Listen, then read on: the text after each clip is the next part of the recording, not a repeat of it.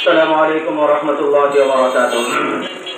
نحمده ونصلي على رسوله الكريم أما بعد فأعوذ بالله من الشيطان الرجيم بسم الله الرحمن الرحيم.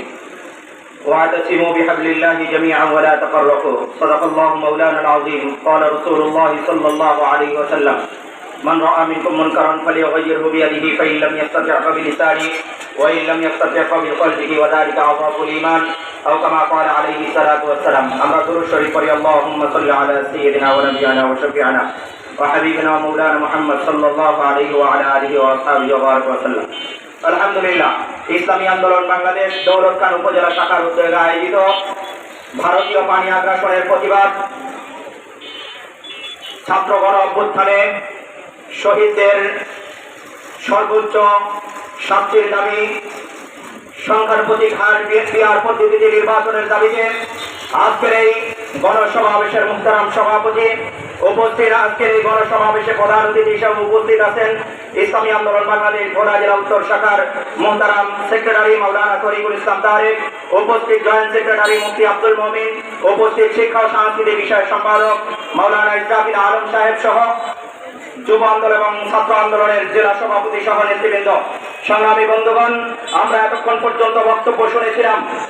আমরা আজকের বাংলাদেশ, আজকে এক মুক্ত স্বাধীন বাংলাদেশ পেয়েছি বলি আলহামদুলিল্লাহ। সংগ্রামী বন্ধুগণ, আমার এই বাংলাদেশ, বিগত বক্তাগণ বলেছিলেন আমার এই বাংলাদেশ এক সময় বাংলাদেশ ছিল না। আমরা 200 বছর ব্রিটিশের গোলামির পরে আমরা ভারত উপমহাদেশ পেয়েছি। এরপরে পাকিস্তানি হানাদার বাহিনীর অত্যাচার এবং নির্যাতন থেকে বাঁচার জন্য আমরা 71-এ মুক্তিযুদ্ধ করেছি।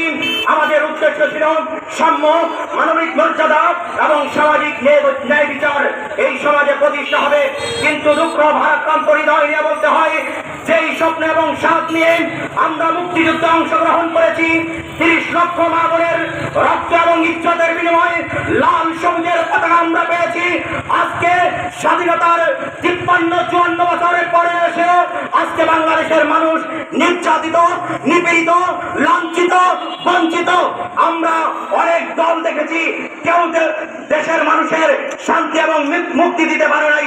আমরা অনেক নেতা দেখেছি, আমরা জিন্নাহ সাহেবকে দেখেছি, আমরা মুস্তাক সাহেবকে দেখেছি, আমরা আইয়ুব খানকে দেখেছি, আমরা শেখ মুজিবকে দেখেছি, আমরা জিয়াউর রহমানের শাসন দেখেছি, আমরা এরশাদ চাচার শাসন দেখেছি। না, পুরুষরা এই দেশের মানুষের ভাগ্যের পরিবর্তন করতে পারে নাই বিদায় আমরা পুরুষ বাদ দিয়ে মহিলাদের হাতে ক্ষমতা দিয়েছি। কথা ঠিক কিনা বন্ধুগণ?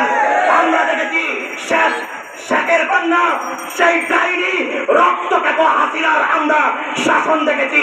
আমরা দেখেছি বিগত দিনে 4 দলীয় জোটের সেই নেত্রী বেগম খালেদা জিয়ারও আমরা সেই শাসন দেখেছি। না, বাংলার মানুষ শান্তি এবং মুক্তি পায় নাই। দল আমরা বহু দল দেখেছি, নেজাম ইসলাম পার্টি, আওয়ামী মুসলিম লীগ, আওয়ামী লীগ, বিএনপি, জাতীয় পার্টি, জাসদ, বাসদ, বাংলার মানুষ দল দেখেছে, নেতা দেখেছে। না, বাংলার মানুষের ভাগ্যের পরিবর্তন হয় নাই। কথা ঠিক কিনা বন্ধুগণ? এই 53 বছরে যারা দেশ শাসন করেছে, বাংলার মানুষের উপরে কেউ শাসনের ভার দিতে পারে নাই। সবাই শোষকের ভূমিকায় অবতীর্ণ হয়েছে। কথা ঠিক কিনা বন্ধুগণ?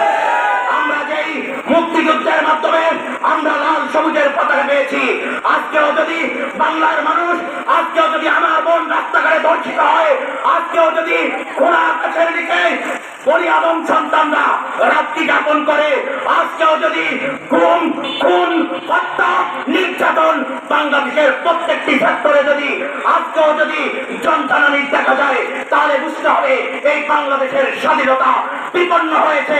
আবার মুক্তিযুদ্ধ করতে হবে। কথা ঠিক কিনা বন্ধুগণ? এই স্বাদ এবং স্বপ্ন নিয়েই বিগত 16 বছর পর্যন্ত আওয়ামী দুঃশাসনের কবলে বাংলার মানুষ ছিল।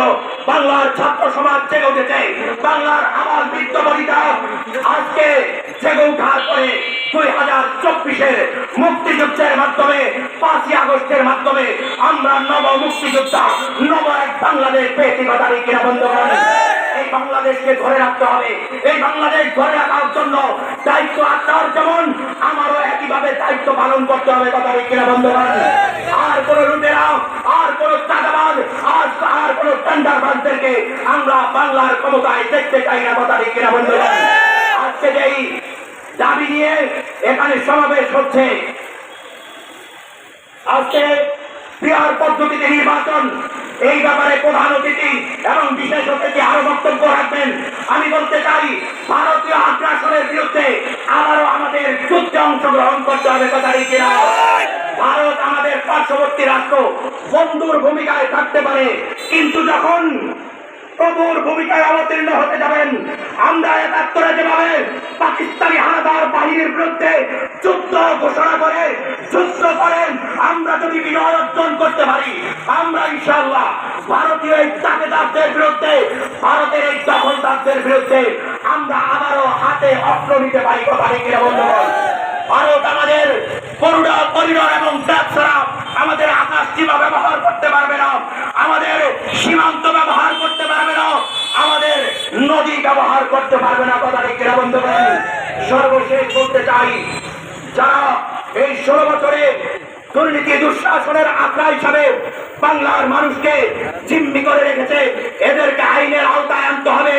আয়নাগর যারা বাড়িয়েছে তাদেরকে আবার আয়নাগরে স্বাগত জানানো লাগবে, কথা ঠিক কিনা বন্ধুগণ?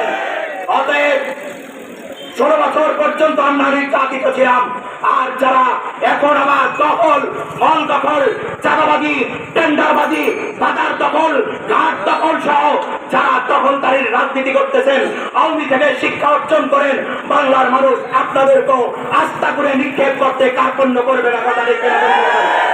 সর্বশেষ কথা, দৌলত খান নিয়ে কথা বলতে চাই। আজকে ইসলামী আন্দোলন বাংলাদেশের দৌলত খান এই গণসমাবেশ থেকে দাবি জানাইতে চাই, দৌলত খানের প্রত্যেকটা ঘাট চাঁদাবাজ মুক্ত করতে হবে, কথা ঠিক কিনা বন্ধুগণ? আজকে দৌলত খানের হাসপাতালের অবস্থা, চিকিৎসা সেবা মানসম্পন্ন না, দৌলত খানের হাসপাতালের চিকিৎসা সেবা মানসম্পন্ন করতে হবে, কথা ঠিক কিনা বন্ধুগণ? আজকে দৌলত খানের থানা এবং সরকারি প্রত্যেকটা প্রতিষ্ঠানকে দুর্নীতি মুক্ত ঘোষণা করতে হবে, কথা ঠিক কিনা বন্ধুগণ? সর্বশেষ কথা, ভোলা, আল্লাহ রাব্বুল আলামিন অনেক নিয়ামত দিয়েছেন, আজকে ভোলার গ্যাস আমরা পাবো না, আর চাঁদাবাজরা ভোলার গ্যাস পাচার করে অন্য জায়গায় নিয়ে যাবে, এটা আর করতে দেওয়া হবে না। ভোলার প্রত্যেকটা ঘরে ঘরে গ্যাস এবং বিদ্যুৎ নিরবিচ্ছিন্ন দিতে হবে। এ আশাবাদ ব্যক্ত রেখে আগামী দিনে ইসলামকে ক্ষমতায় নেওয়ার জন্য আপনাদের সর্বোচ্চ ত্যাগ এবং কোরবানি আশা করে আমার বক্তব্য এখানে শেষ করছি। নাসরুম মিনাল্লাহি ওয়া ফাতহুন করিব ওয়া বাশশিরিল মুমিনিন। কথা হবে স্লোগানে, দেখা হবে আবার আগামী কোনদিন আন্দোলন এবং সংগ্রামে। আল্লাহ হাফেজ।